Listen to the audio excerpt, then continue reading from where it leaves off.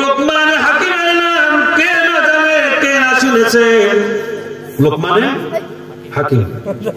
সুবহানাল্লাহ জোরে বলুন। সুবহানাল্লাহ। কি নাম? জোরে বল। লোকমান হাকিম। লোকমান হাকিম। এই লোকমান হাকিমের কথা আল্লাহর এত পছন্দ হয়েছে, আল্লাহ লোকমান হাকিমের নামটা কোরআনের মধ্যে নিয়ে এসেছেন। সুবহানাল্লাহ বলবেন না? তাহলে কোরআনে যার নাম এসেছে আল্লাহ ভালোবেসে এনার মর্যাদা, এনার সেই সন্তানকে উপদেশ দেওয়া, সেই কথাগুলো আল্লাহ তাআলা কোরআনে রেকর্ড করে দিয়েছেন। সুবহানাল্লাহ বলবেন না? সেই লোকমান হাকিম তিনি তার সন্তানকে উপদেশ দিচ্ছেন। তিনি তার সন্তানকে বলছেন, ভালো করে কান লাগান, ইয়া বুনাইয়া আকিমিস সালাতা ওয়া'মুর বিল মা'রুফি ওয়ান নাহি আনিল মুনকার ওয়াসবির আলা মা আসাবাক ইন্না যালিকা মিন আযমিল উমুর। আল্লাহু আকবার জোরে বলুন।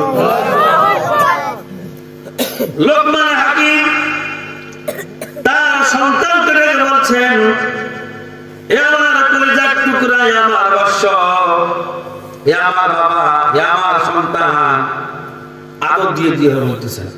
সুবহানাল্লাহ বলবেন না? আদর দিয়ে যদি সন্তানকে কিছু বলেন, আদর মাখা কণ্ঠ দিয়ে যদি আপনি সন্তানকে কিছু যদি বলেন, তাহলে আপনার সন্তান আপনার কথাগুলো শুনবে এবং মানবে, তার হৃদয়ে এই কথাগুলো কিন্তু গাঁথবে। কথা বলেন না কেন? ঠিক কি না? আর যদি রাগ করে বলেন, সন্তান উন্মাদ হবে, আপনার কথাগুলোকে ভালোভাবে গ্রহণ করবে না, সে শুনবে না। যত ভালো করতে চায় না রাগের মাথায়, সে আরো নষ্ট হয়ে যাবে। কথা বলেন ঠিক কিনা? ভাই আমার, বাবাজিরা আমার,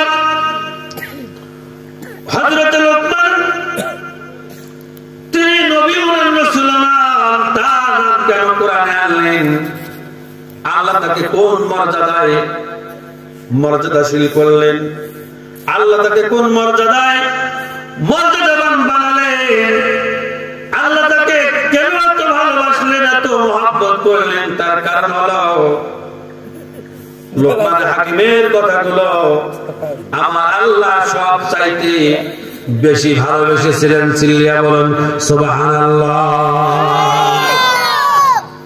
ওই কারণেই লোকমান হাকিম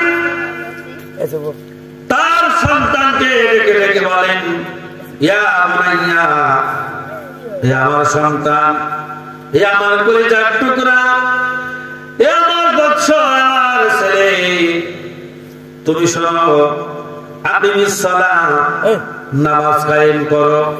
সুবহানাল্লাহ জোরে বলুন। লোকমান হাকিম সন্তানকে বলছেন, বৎস, হে আমার ছেলে, নামাজ কায়েম করো। নামাজ নামাজ। আমার ভাইরা, তাহলে আপনি তো বাবা, আপনি তো মাতা, আপনি তো মা, আপনি তো বাবা, আপনি কয়দিন সন্তানকে নামাজের কথা বলেছেন? আপনি কতদিন সন্তানকে বলেছেন, বেটা উজু বানাও, মসজিদে চল, কলিজার টুকরা নামাজ আদায় কর। কলিজার টুকরা, আজকে জুমার দিন ভালো জামা কাপড় পরে, উজু করে, সুন্দর আতর লাগাইয়া, সুরমা লাগাইয়া চল না বেটা। বাপ বেটা দুইজনে হাত ধরে ধরে আল্লাহর বাড়িতে যাই, আল্লাহর ঘরে যাই। সুবহানাল্লাহ জোরে বলুন। কয়দিন বলেছেন? একদিনও বলেন নাই, নাকি বলেন? ঠিক কিনা? যদি না বলেন, আজকের তাফসীর থেকে বাড়িতে যাবেন, বাড়িতে গিয়ে আগামীকাল থেকে আমল করার সিস্টেম চালু করে দিবেন। লোকমান হাকিমের মতো আপনাকে আমাকে, আমার ভাইয়েরা, বিজ্ঞ হতে হবে। আল্লাহর কথাগুলো ভালো লাগার কারণে, আল্লাহর পছন্দ হওয়ার কারণে লোকমান নবী ও রাসূল, তিনি একজন জ্ঞানী ব্যক্তি। আমার ভাইরা তারা এই জ্ঞান গর্ব আলোচনা গুলো সূরা লোকমানে আল্লাহ তাআলা রেকর্ড করে দিয়েছেন। চিল্লিয়া বলেন সুবহানাল্লাহ।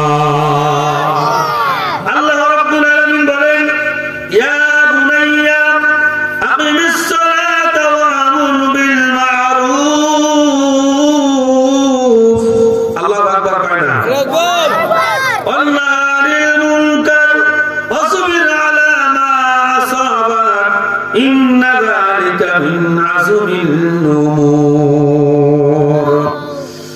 লোকমানে হাকিম বলেছেন ইয়া বুনাইয়া, ইয়া আমার কলিজার টুকরা, ইয়া আমার সন্তান, ইয়া আমার বেটা, আকিমিস সালাত, নামাজ কায়েম কর, নামাজ কায়েম কর।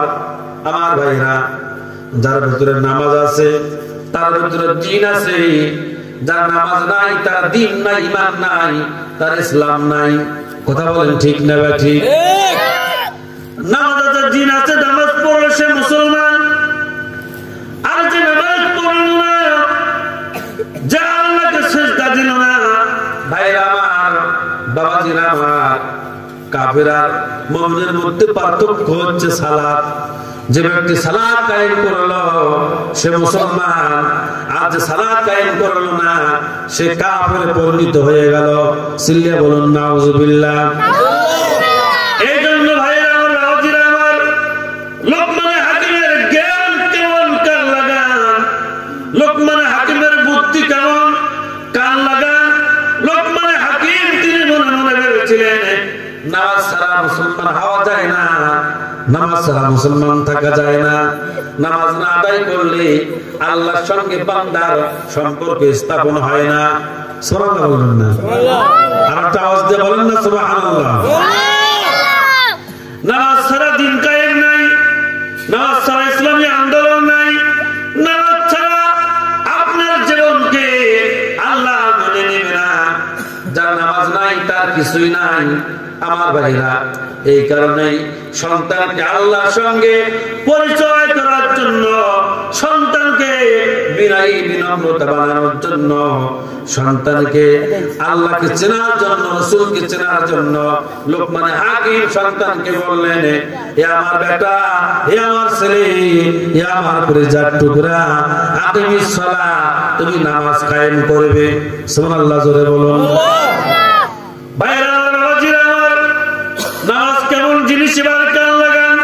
বিরক্ত হচ্ছেন না তো? না, বিরক্ত হচ্ছে? আমার পরে একটা বক্তা আসতেছে, আর একজন আছে তাবারক বক্তা, বুঝলেন না? আপনারা আসতেছে, আমি দেখে আসলাম রেডি হচ্ছে ইনশাআল্লাহ, একটু অপেক্ষা করেন। না বিরক্ত হচ্ছেন বাবা?